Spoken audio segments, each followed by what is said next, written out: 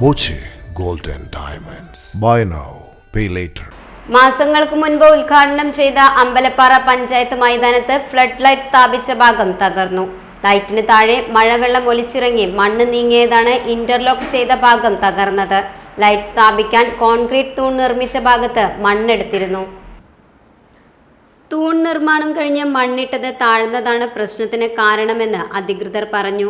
ഈ ഭാഗം മണ്ണിട്ടതിനു ശേഷം ബലപ്പെട്ടിരുന്നില്ല. കഴിഞ്ഞ മാർച്ച് 15-നാണ് നവീകരിച്ച മൈതാനം തുറന്നു കൊടുത്തിരുന്നത്.